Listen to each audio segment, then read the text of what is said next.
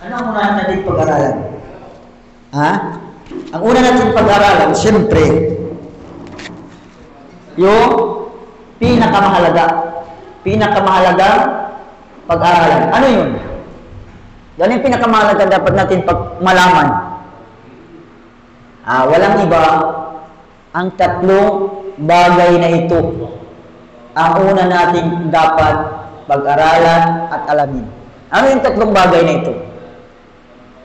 Ang tatlong bagay na ito yung itatanong sa ating libingan.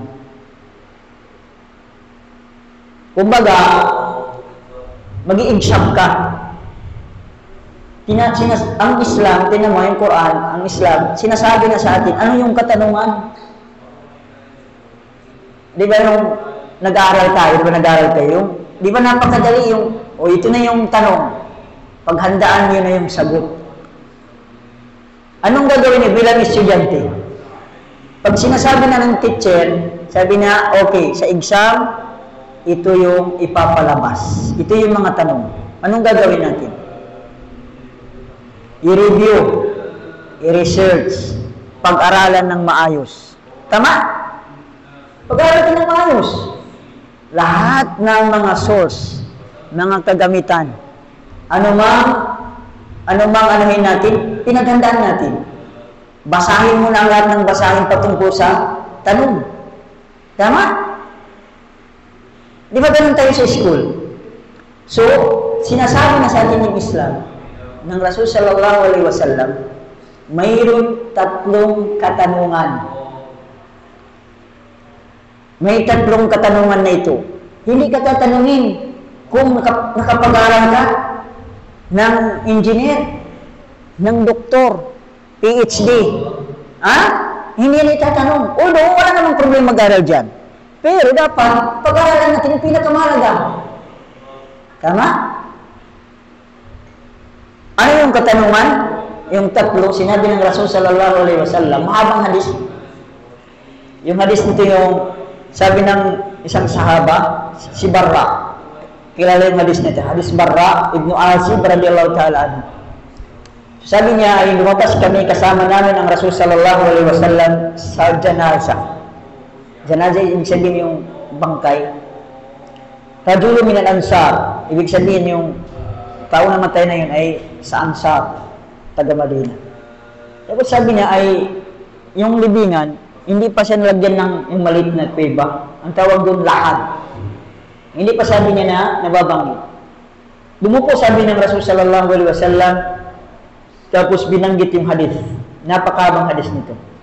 Hanggat nabanggit sa dulo ng hadis, ang tao, kapag nailagay na sa libingan, kasi tayo, kapag tayo namatay, ang ibig sabihin ng kamatayan, maghihiwalay ang kaluluwa at ang katawan. Yun ang ibig sabihin ng kamatayan.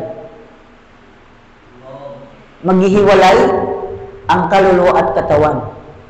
Bakit tayo nakakagalaw, nakakakurap? Bakit? Mayroong kaluluwa. Yun yung kamatayan. Pero, kung wala na yung kaluluwa, mayroong kang mata, kumplito yung bahagi ng katawan mo, dahil wala ng kaluluwa, hindi na gumalaw. Hindi na kumurap, hindi na huminga, hindi na titibok ang puso. Anong dahilan? Wala na ang kaluluwa. So, kaya nga ang kaluluwa, kaya sinabi ng Allah subhanahu, yas'alunaka 'anir ruh. Ya Muhammad, tanungin ka patungkol sa kaluluwa. Qulir ruh min amri rabbi. Walang nakakaalam sa kaluluwa. Maniniwala kung mayroon kang kaluluwa. Tama? Pero alam mo ba yung kaluluwa? Sino nakakaalam ng kaluluwa? Mismo ang Rasul sallallahu alaihi wasallam. Yung Rasul sallallahu alaihi wasallam tinanong siya tungkol sa kaluluwa. Ya Muhammad, ano yung kaluluwa? Anong kaluluwa nito? May ruh. Ano ang kaluluwa? Sabi ng Allah subhanahu wa ta'ala, kul, sabihin mo ya Muhammad, walang nakakalam sa kaluluwa maliban sa Allah subhanahu wa ta'ala. Ang lahat ng yan, utos ng Allah subhanahu wa ta'ala. Yun, ang kamatayan, maghihiwalay lang ang kaluluwa at katawan. So pag hiwalay ng kaluluwa at katawan, mahabang hadith, ay ang anghel ng kamatayan dadalhin, ilalagay sa kapan, tapos dadalhin sa langit. Kapag sabi na ay Muslim, pagbubuksan ng langit, puriin. Pag naibigay, nailagay yung tao sa libingan, ibabalik ang kaluluwa.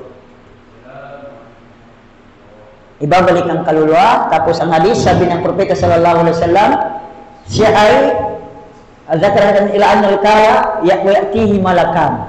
Dumating sa kanya ang dalawang anghel. Tapos, payagsulisanihi. Paupuin siya. Fayakulani. Sabi ng mga anghel nito, marrabbuka. Sinasabi na yung tanong, marrabbuka. Ito ang unang tanong. Kaya ito yung pinakauna dapat pag-aralan ng tao. Hindi yung mga kung ano-anong pag-aralan. Ang bigyan natin halaga, dapat ganit sa susunod pala dahil. Dapat pala kahit dito na yung lagi, ibabalik kayo doon, ibuksan na lang ganito. Okay lang kayo dyan? Sa susunod na ganito. Okay lang kayo dyan. Ganito lang pala, pahirap pa sila kasi hindi nakikita. Okay, naintindihan? Ako nang itatanong, kaya nga, marrabbuka. Sino ang Panginoon mo? Sinasasabi na sa atin yung tanong, bakit hindi natin paghandaan? Masasagot mo natin? Kung hindi natin pinag-aralan, ikaw, kung sinasabi ng teacher, okay, pointers, ito yung tanong, marrabbuka. Kung hindi ka nag-aaral, hindi mo masasagot. Kung hindi ka magsumikap na pag-aaral, sino ba ang Panginoon? Kaya nga sa Suratul Fatiha, ang unang verse, Alhamdulillahi Rabbil Alamin. Alhamdulillahi yung salitang Rabbil Alamin. Lahat ng pagpasalamat sa Allah Subhanahu wa Ta'ala, papuri sa Allah Subhanahu wa Ta'ala, Rab, yung salitang Rab, marrabbuka. Ibig sabihin ng Rab, siya yung nangangasiwa, siya yung lahat ng nangangasiwa, pinapamahalaan, at siya yung nangangalaga sa lahat ng alamin. Ang alam, yung sapat yung alam. Ang alamin, lahat ng nilalang, lahat ng anuman sa mundo, sa kalangitan, hindi lang sa mundo ang alamin, lahat ng anumang bagay nilikha, maliban kay Allah Subhanahu wa Ta'ala, kasali sa salitang alam. Nangangasiwa sa lahat. Yan ang unang tanong. So ito yung ano natin, Alhamdulillahi Rabbil Alamin, salitang Rabb. Siya yung, kapag sinabi natin na Rabbil Alamin, siya yung nangangasiwa.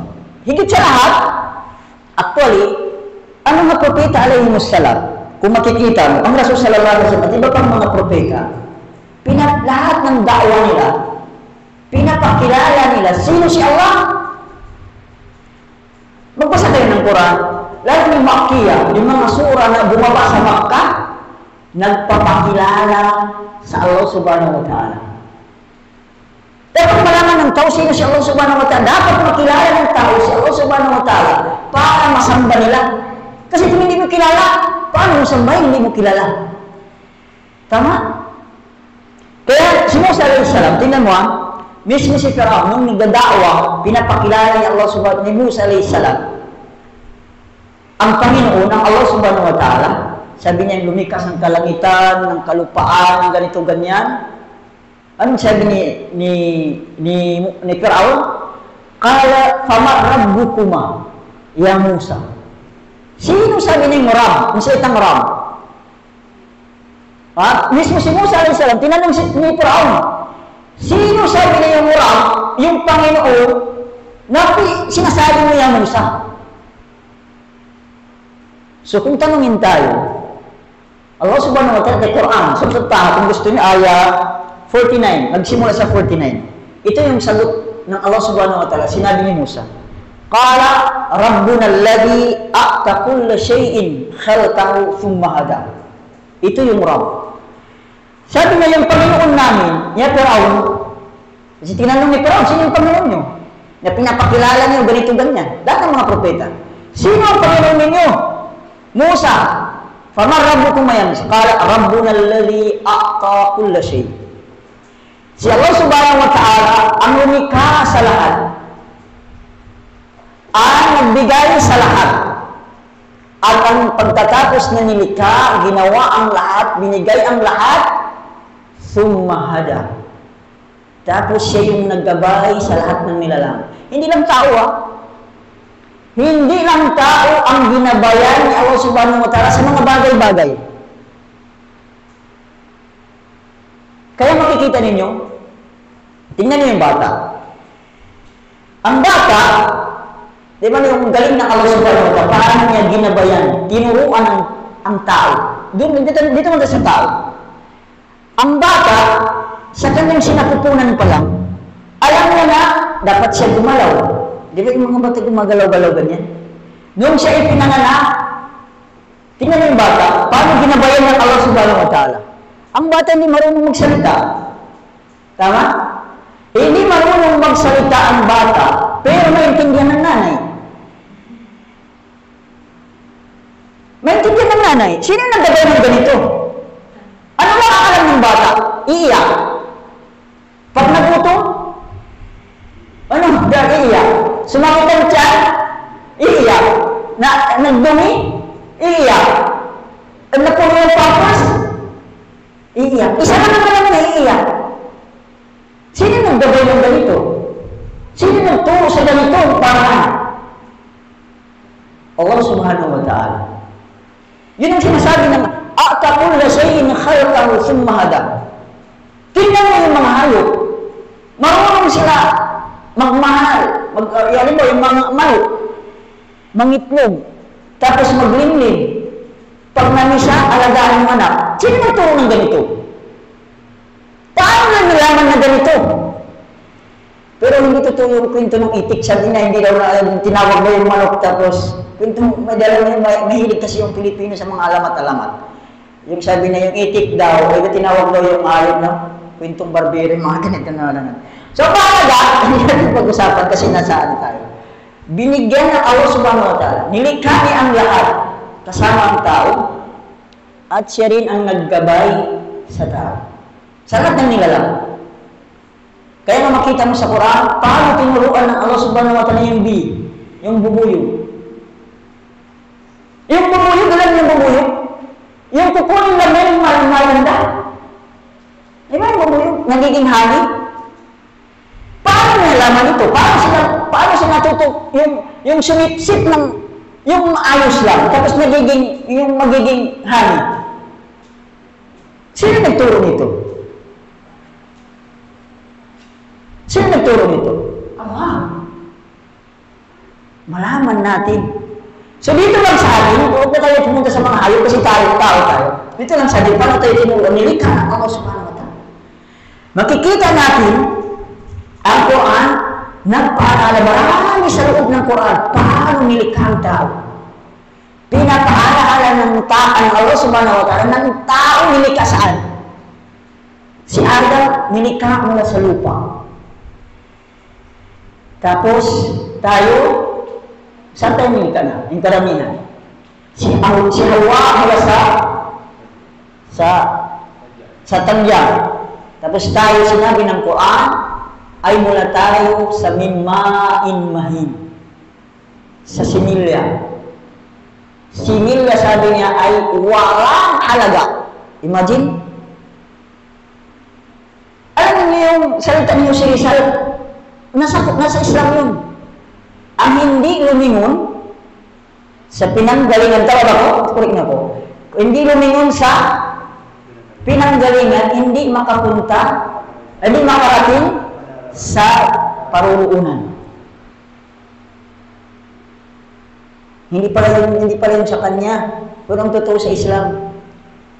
Bakit pinapatingin ng Allah subhanahu wa ta'ala? Palyang gawin insano mimma khuliq. Tingnan yung mga tao, paano kayo nilikha? Pinapatingin ng Allah subhanahu wa ta'ala kung saan kayo nanggaling.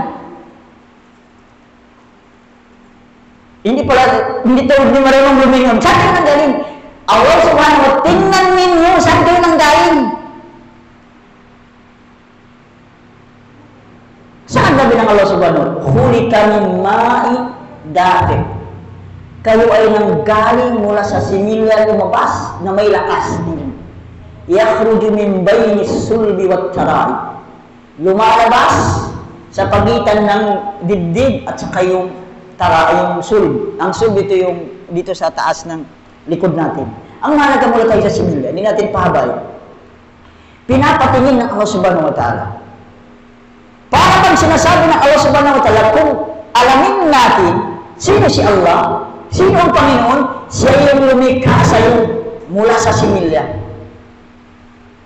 Bakit kailangan mo malaman siya yung lumikha? Sa Quran kung tayo magbabasnahan, maliban itong pinapala na ako yung lumikha ng langit. Alam niyo ba yung langit niyan? 7 palapag na langit. Di ba? Gaano kalaki? Rafa'as samawati bighairi amadin tarawnaha. Tinaas niya dati yung lupa at saka langit magkaganito. Fapatakna biha, pinaghiwalay namin. Kaya sabi ng Allah, tinaas namin ang kalangitan na walang haligi na makikita ninyo. Pinapakita ng Allah subhanahu wa ta'ala yung kakayahan. Kakayahan niya. Dahil, kung gusto mong sundin ka, di ba dito sa mundo, walillahi masalul a'la. Ang ibig sabihin ng walillahi masalul a'la, ito yung sinasabi natin.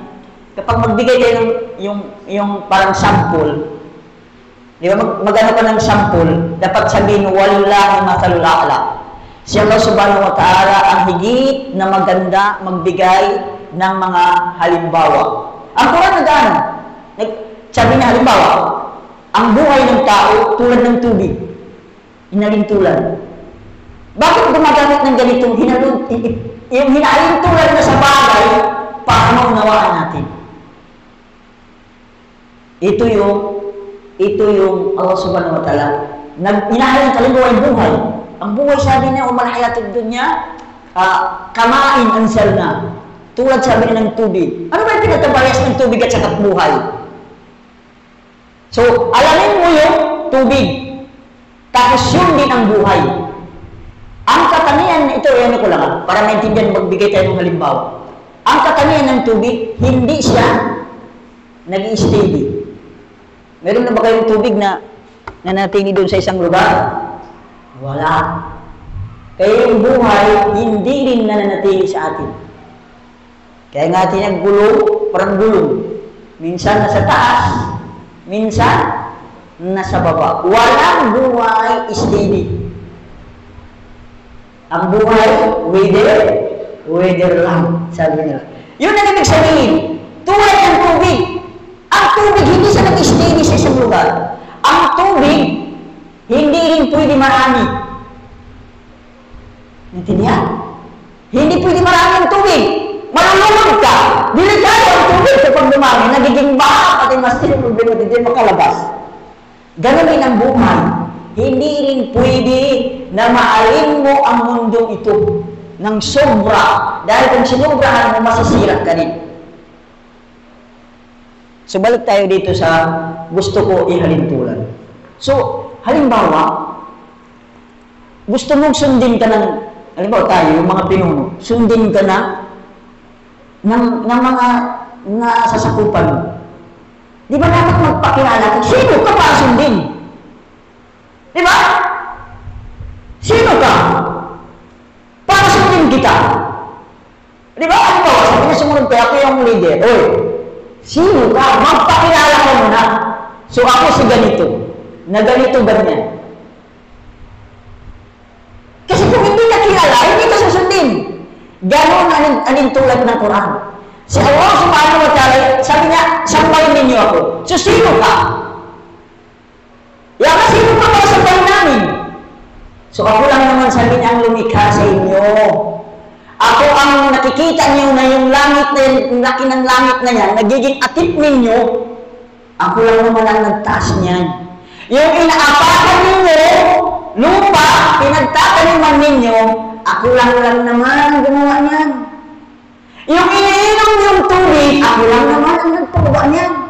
Ang mga tinatanim nyo, tumutubo, nagpapatubo ng mga pananim, ako lang naman yan. Ganyan nagpakilala ka sa subhanahu wa ta'ala. So bakit ganun? Na dahil ako ang lumikha sa inyo, ako ang nagbigay ng pangangailangan ninyo, nasambahin ninyo ako. Di ba? Tama naman, no? Kailangan natin makilala si Allah subhanahu wa ta'ala. Kaya ang Quran, napakarami ng pagpakilala. Ako ang lumikha ng ganito. Ako yung ganito, ganyan. So ito yung dapat niyong gawin. Sambahin ninyo. Tindihan? Kaya yung tinatawag nito, makikita natin ng Quran, pinatawag nito yung rububiyah. Tauhid rububiyah. Na kung nakapag-aral kayo ng basic at bayata sa inyo nakapag-aral ng basic, tinatawag kaisahan ni Allah subhanahu wa ta'ala sa kanyang gawain. Tauhid rububiyah. Pero sa Quran, walang salitang tauhid rububiyah, tauhid uluhiyah, tas walang ganun. Ito yung tinitira tayo sa ganito. Bakit sabi na yung kayo, mga salafi, sabi na bakit kayo nagtuturo ng aqsamut tauhid? Wala naman sabi na sa Quran. Wala talaga sa Quran yung salita aqsamut tauhid. Pero mayroon meaning. Kaya sabi ng Allah subhanahu wa ta'ala sa kanyang mga gawain. So ito yung pagpakilala ni Allah subhanahu wa ta'ala. Alladhi qala rabbuna alladhi a'ta kulla shay'in khalqahu thumma hada. So sabi ni Fir'aun, ipatuloy lang natin kunti yung Quran. Sabi niya, qala fama balul qurunil ula. Kasi hindi nila matanggap. Paano masabi na yung mga naunang tao? Si Fir'aun, dinadawan ni Musa alayhis salam. O tinanong, sino yung Panginoon mo? Sabi na siya yung lumikha ng lahat, gumawa ng lahat, at siya rin ang naggabay sa lahat. Tapos ngayon sabi ni Fir'aun, paano sabi na yung mga naunang tao? Sina Adan. Paano na yung sabi niya? Namatay na. Wala na. Yung mga nanay, tatay natin, ay yung mga, may nanay pa din, yung mga namatay na mga kamag-anak, mga lulula natin. Paano na sila? Di ba tatanong, paano sila? Sabi ni Musa alayhis salam, qala ilmuha indallah, inda rabbi, fi kitab. Ang nauna, sabi niya, yung mga naunang mula kay Adan at sa sino man nauna pa sa atin. Sabi ng Allah subhanahu wa ta'ala, inda rabbi fi kitab.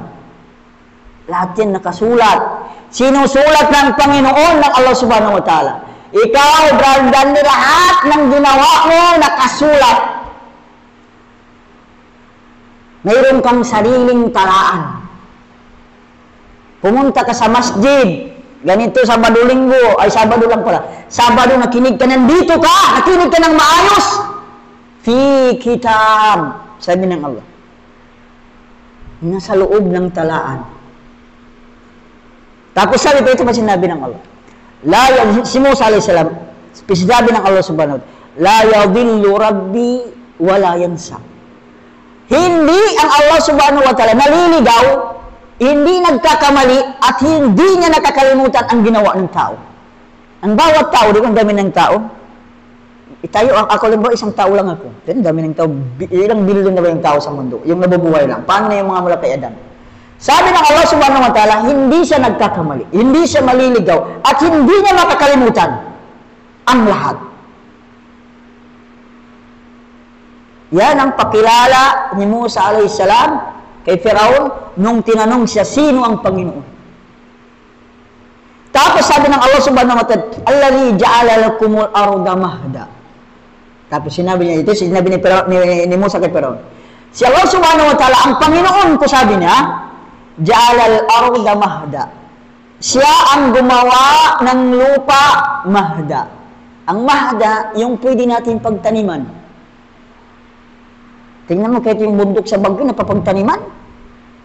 Diba? Nagtataka ko, sabi ko, grabe naman ito. Yung mag-ano kayo, daan kayo sa Bagyo. Ako yung tinitingnan ko, yung kakayahan ng Allah subhanahu wa ta'ala. Kasi sinabi niya, ja'ala lakumul arda mahda. Ang mahda, ibig sabihin yung kaya niyang pagtaniman, mapakinabangan ninyo yung kalupaan. Kahit yung, sabi ko yung lupa dito sa Bagyo, banginan niya kaganon. Pero napapagtaniman ng, anong tinatanan doon, yung repolyo, mga carrots, no? So, sino yung gumawa niyan? Si Allah subhanahu wa ta'ala. Ja'ala lakumul arda mahada wa salaka lakum fiha subula. Ibig sabihin yung mga daanan. Saan tayo dumadaan? Sa lupa. Lalong-lalo na ngayon, ang dami ng daanan, naging mga tulay. Sino yung nag-ano dito? Allah subhanahu wa ta'ala. Wa anzala minas sama'i ma'a. Tingnan mo yung Quran, paano siya nagpakilala? Pinapaalala sa tao. Wa anzala minas sama'i ma'an. Si Allah subhanahu wa ta'ala nagpababa ng tubig.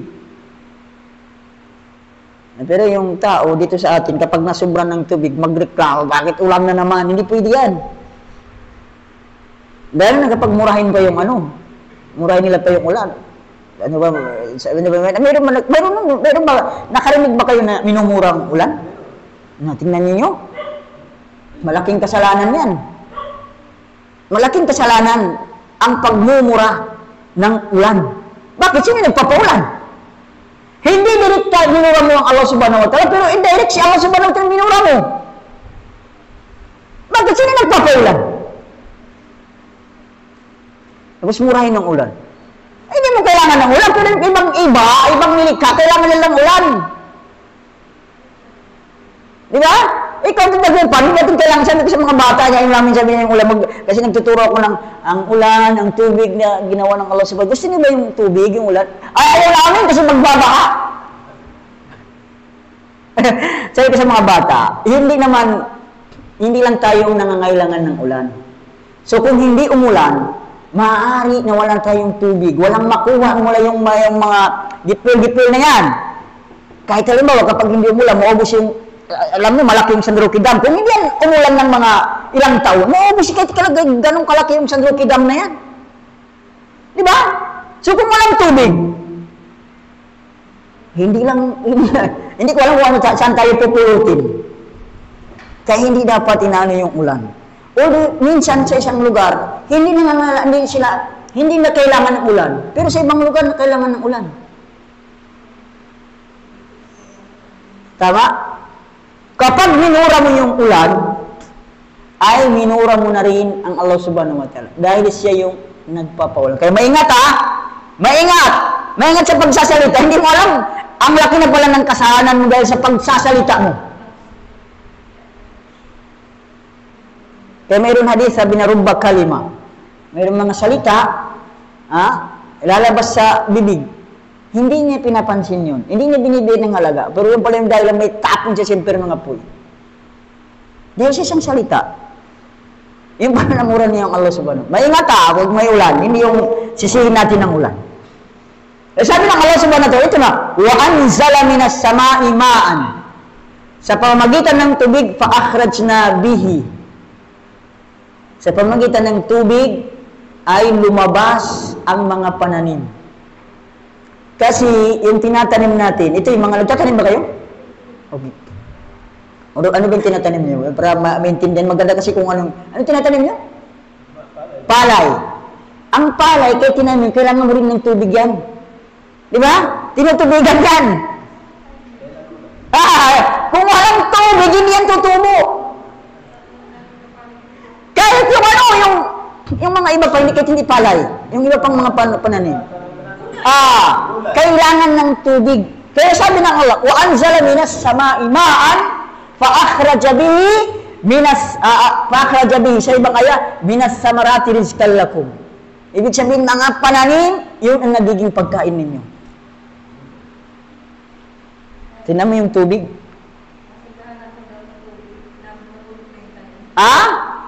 Ang lahat ng yan ay ganun pa man, may tinatawag tayong sabar. Pagsubok.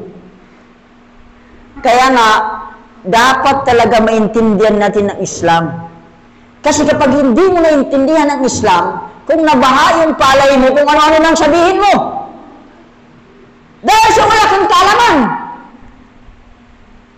Mamura mo na yung ulan. Yung ba namura mo na yung... Tama? Bakit mo nagawa yun? Dahil wala kang alam. Kaya nga, ang unang kautusan, alamin mo. Mag-aral ka. Kaya nga, inano natin muna. Ang ulan. Dapat tinano natin yung ulan. Si Allah subhanahu wa ta'ala. Sabar. Sabar. Sino nagbibigay ng rizki? Sino nagbibigay ng rizki? Si Allah subhanahu wa ta'ala. Maaari sinubukan ka lang isang taon ay nabaha. Pero nagsabar ka, sa next year baka sakali.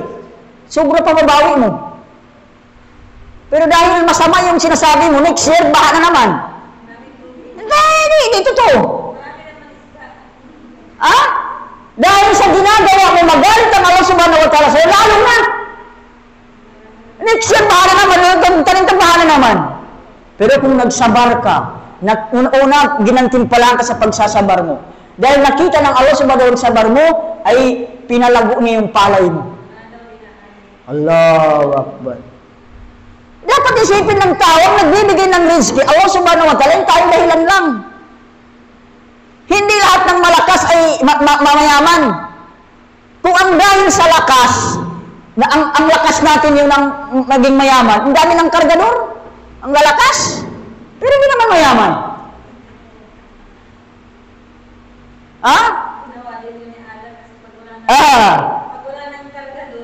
Di, ang ano natin, hindi dahil sa lakas niya, na naging mayaman ang tao sa lakas. Hindi rin sa may natapos ka. Maraming nakapagtapos ng pag-aral. Nagtatanim din. Pero mayroon naman hindi nakapag-aral masyado, pero ang ganda ng ano. Yung trabaho na hanap. Dito sa atin kasi yung sinasabi, di pa tayo dito pa. Tapusin muna natin yung aya nito. Ba'akhras nabi azwajan min nabatin syatta. Dahil sa ulan, kailangan talang ulan. Kaya nga, sinasabi ng Allah subhanahu wa ta'ala sa isang aya, yung lahat sabi niya, min kulli shay'in hay, ibig sabihin dahil sa tubig. Nabubuhay sabi niya ang lahat dito, dahil sa tubig. Dahil sa tubig. Pati ba tayo? Pati tayo ba nabubuhay? Kung walang tubig, patay na tayo. Bakit? Yung kinakain natin. Ano yung kinakain natin? Yung pananim, yung mga palay, yung palay nagiging inano natin. Yung mga gulay, ano pa. Kailangan mo ng tubig. So, tingnan mo ang Allah subhanahu wa ta'ala. So, makikita ninyo, tingnan, pagpansin ninyo, bababa yung ulan, sasaluhin ng lupa. Pagdating sa lupa, doon na magkabitak-bitak ng lupa. Doon na lumabas yung mga pananim. Min nabatin syatta. Kasabi ng Allah, kulu, kumain kayo. Waraw an'amakum. Ipasto niyo yung mga hayop ninyo. Inna fi dhalika laayatin liulin nuha. Ang mga yan, sampul lang yan. Sa mga silang tao. Sa mga tao na mayroong pag-iisip. Kaya nga sa isang ayat, sabi na, inna fi khalqis samawati wal ardi wa ikhtilafil layli wan nahari laayatin liulil albab. Ginawa namin, sabi niya, pinagbago-bago. Araw-gabi. Makikita ninyo araw-gabi? Gabi ngayon, bukas araw. Ikhtilafil layli wan nahar. Kikita, napansin niyo yan? Wa tilka ayyam nudawilu bainan nas. Tingnan mo, dahil lang sa gabi at araw, nagiging matanda tayo. Di ba? Ano lang, bakit tayo tumanda? Dahil lang sa pagpapalit ng araw at gabi. Gabi ngayon, araw bukas, gabi ngayon, araw bukas, tapos tumanda na tayo. Ha? Napansin ninyo? Sabi ng Allah subhanahu wa ta'ala, kung pagmasdan lang ninyo yan, isang aya lang yan ha, yung pagpapalit ng langit ay ng gabi at araw, makasabi kayo, subhanaka. Anong dapat natin sasabihin? Ito yung ituturo. Malapit na ba? Bilis naman ng oras.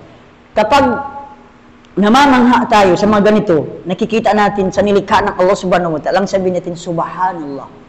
Ito yung aya, inna fi khalqis samawati wal ikhtilafil layli wan nahari laayatin liulil albab alladhina yadhkuruna Allaha qiyaman wa qu'udan wa ala junubihim wa yatafakkaruna fi khalqis samawati wal ard. Rabbana, kapag nakita nila yung mga nilikha ng Allah subhanahu wa ta'ala, ano ang katuruan sa atin? Rabbana, ma khalaqta hadha batila.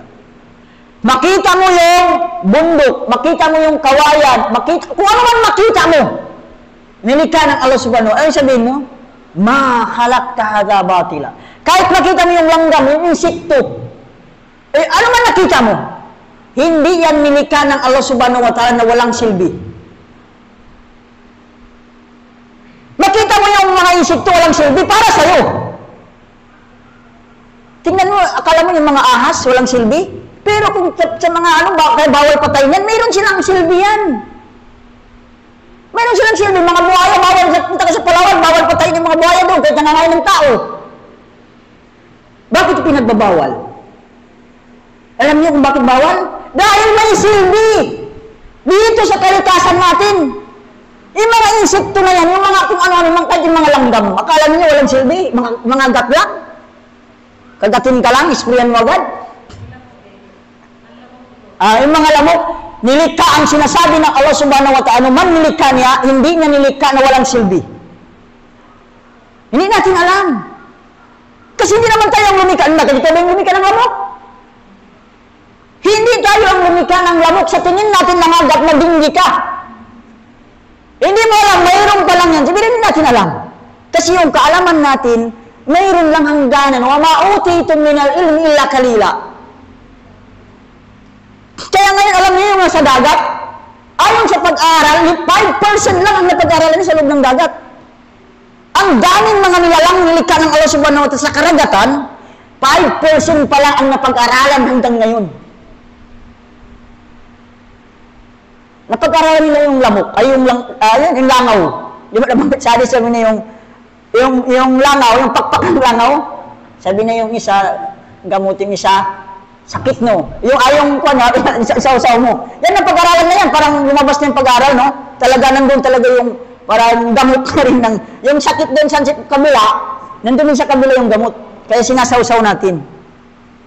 Pero pag sinawsaw na, mandiri na ka na. Nako, hindi ka naturuan ng Islam.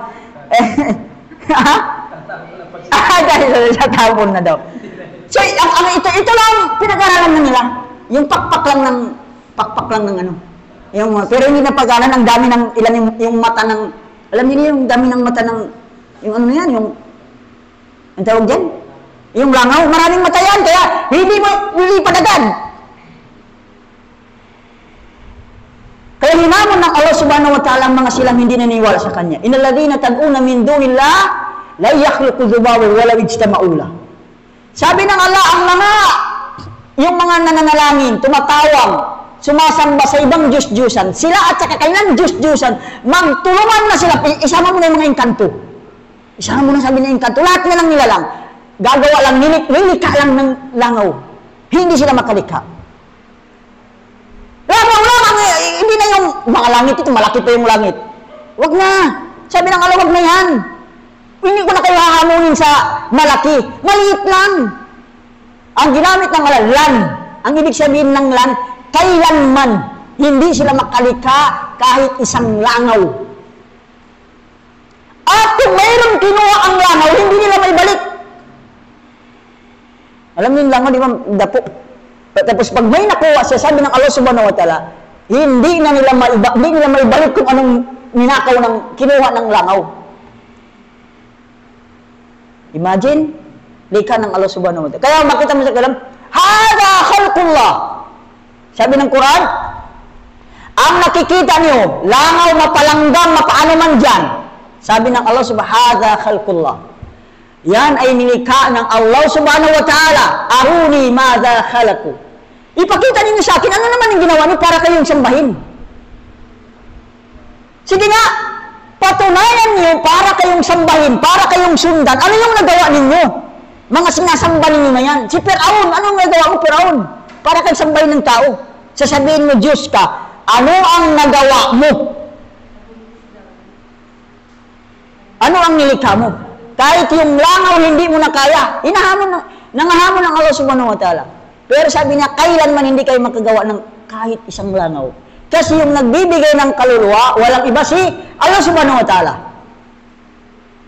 Bakit nakagalaw yung mga langaw na yung mga ano? Dahil sa kaluluwa. Kaya kung ano man bibigyan ng Allah subhanahu wa ta'ala ng kaluluwa, diyan makagalaw. Kaya ng Allah subhanahu wa ta'ala. Yan ang warawan amakum inna fi dhalika la ayatin li ulil nuha. Ang lahat ng ito la aya sa ibang la ayatul li ulil albab. Li ulil albab. Ang mga katanda-tandaan na ito, pinapakita ng Allah subhanahu wa ta'ala sa Quran, sinasabi, pag muni-munihan ninyo, pati yung apalayan duruna ilas samay kayfa khuliqat wa ilas sama apalayan duruna ilal ibli kayfa khuliqat wa ilas samai kayfa rufiyat wa ilal jibali kayfa nusibat wa ilal ardi kayfa sutihat. Tingnan ninyo paano nilikha yung kamilyo. Alam niyo yung kamilyo? Kasi yung ginamit ng Allah subhanahu wa ta'ala, kasi ito yung ginagamit nilang palagi sa sabihin nila kung time na, ano tayo, lumamig yung tinula doon. Sabi ng Allah subhanahu wa ta'ala, yung kamilyo, kasi ito yung sinabi niya, tingnan niyo paano ginawang kamilyo, isang buwan, kaya hindi kumain, hindi uminom.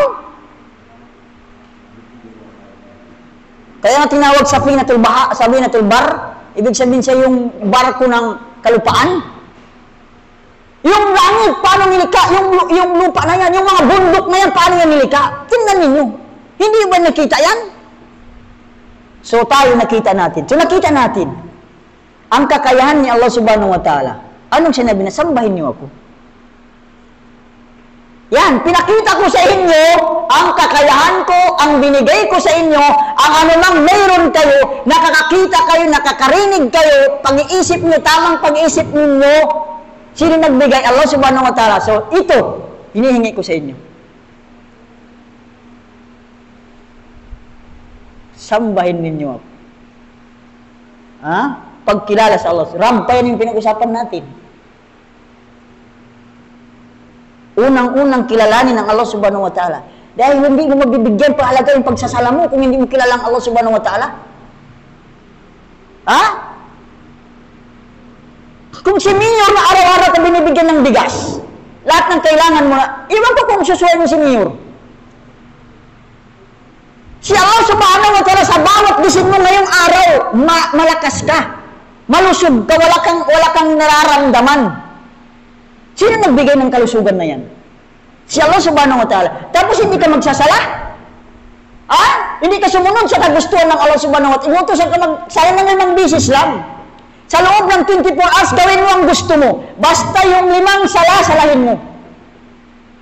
Ipalagay mo yung isang sa 10 minutes, 10 minutes. Sa loob ng 5 bisis, yung 10 minutes times 50 minutes. Wala pang isang oras. Ipalagay mo isang oras yung sala. 24 hours, yung 23 sa'yo. Gawin mo ang gusto mo. Matulog ka gusto mo, matulog ka. Pero yung sala, magsala ka. Hindi mo maibigay.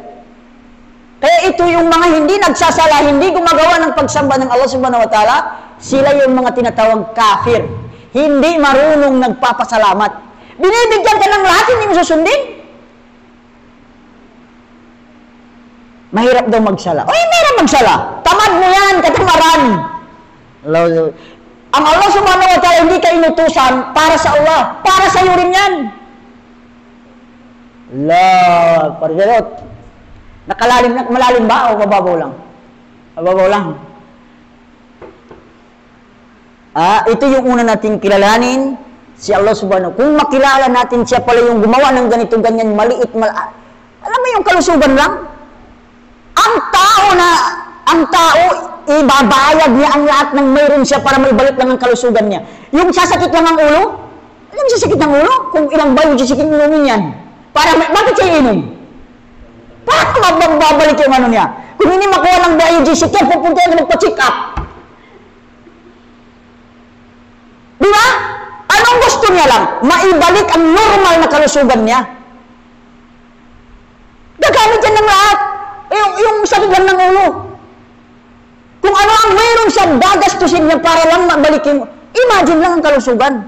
Kalaga ng kalusugan sa atin. Sino nagbigay? Si Allah subhanahu wa ta'ala.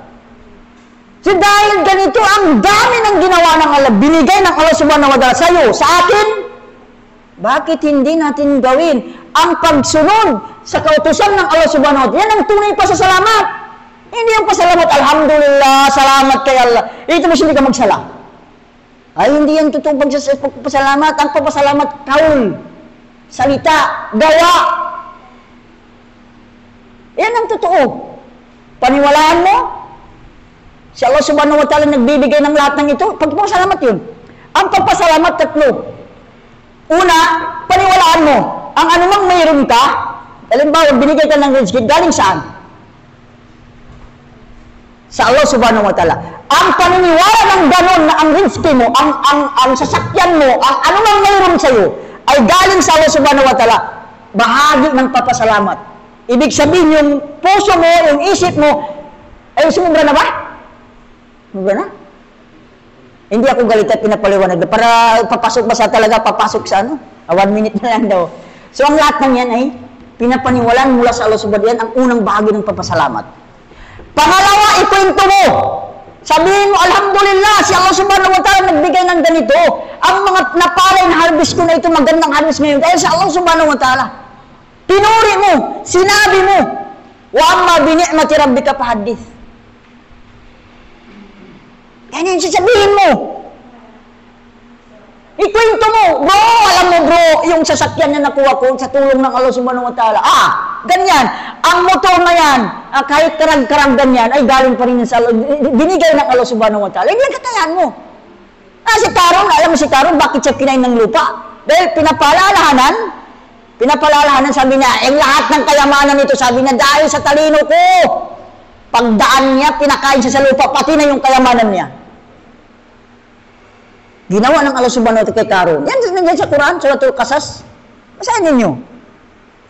Kaya papasalamat, yung aminin mo, yun ay galing sa Allah. Ang mayroon ka, tapos ikwento mo. At saka yung sabihin mo, alhamdulillah, salamat. Sa Allah subhanahu wa ta'ala. Tapos yung gagawin mo. Yung anumang, una, yung itikad sa puso. Yung itikad, yung paniwalaan mo ang anumang mayroon ka, galing sa Allah, yun ang itikad, puso. Pangalawa, yung sabihin ng dila mo. Yung alhamdulillah, salamat, alam mo bro, ikwento mo ba? Dila yan, dila. Pagpapasalamat sa pamagitan ng dila. Ang pangatlo, yung gagawin ng katawan mo. Ito yung anumang, halimbawa dito sa, lalo na sa mga kuwan, yung mga kailangan mag-zakat. O, igawin mo. Bigay ka ng zakat, bigay ka ng sadaka. Gawin mo. Ang anuman inutos ng Allah subhanahu wa ta'ala doon sa rizki sa'yo. Kaya nga kung ano mo yung pasalamat, tatlo. Itikad, puso, kaul, yung dila, tapos yung gagawin ng kano natin. Kung ano mang inutos doon sa sarili, sa kano natin, gawin mo. Kung binutos siya ka magzakat, gawin mo. Yan ang totoong pagpapasalamat. Yung magpasalamat ka, salamat, tapos hindi mo sinusunod kung ano yung utos ng Allah, hindi yan totoo. So, baka lumamig na yung tinula, ganito lang, maganda no? Baka magsawa kayo kasi baka pagpabayin pa natin, sabi mo, sobra naman yan. Meron pa kaming gagawin bukas. Hindi kasi meron pang next Sabado naman. Tawid rububiyya lang ang pinakaroon natin. Isa pa lang ang ina natin, ang alamin natin ng Allah. Tapos pangalawa, alamin natin yung din. Di ba yung tatanong sa libingan, madino ka, anong reliyon mo? Inshallah po isa-isa natin. Tapos yung nabiyok. Isa-isahin natin ito. Malawak kasi ito yung isa pa lang. Pwede ba maulit tanongin yung tatlong katanungan sa libingan, marabbo ka. Sino ang Panginoon mo? Pero isa-isahin din natin ito isa-isahin din natin. At madino ka. Madino ka, anong reliyon mo? Inshallah, paliwanag natin ito para mapaganda natin yung sagot. Pagdating, dino ka. Yung reliyon. At man nabiyo ka. Nabiyo ka. Nabi. Sino ang propeta mo? Man nabiyo ka. Nabi. Rabbo ka, dino ka, at nabiyo ka. Ito yung tanong, inshallah, paliwanag, isa pa lang. Tapos sa isa pa lang, may sanga-sanga pa yun. Hanggang dito lang, kasi baka ayaw natin magsawa, baka sabi nila, baka sabi ng haba naman yan, mayroon pa man next Sabado. So, baka, para naman si mga nabitin, babalik pa mo sa next Sabado, no? So, hanggang dito lang, tama time na, no? Hanggang dito, subhanakallah mabiyam. Wala nang tanong muna? Wala nang tanong, no? Inshallah, ano rin natin ito. Kahit i-search niyo sa sa YouTube o sa Google, ano yung tatlong katanungan sa libingan, lalabas yun. Yung tatlo na yun. Tatlong katanungan sa libingan, isa pa lang ang pinaliwanag natin. Kapag nalaman mo yun, makasagot ka. O kung dito lang, kung wala ng tanong, hanggang dito lang, subhanakallah mabiyam din, asyhadu an la ilaha illa anta astaghfiruka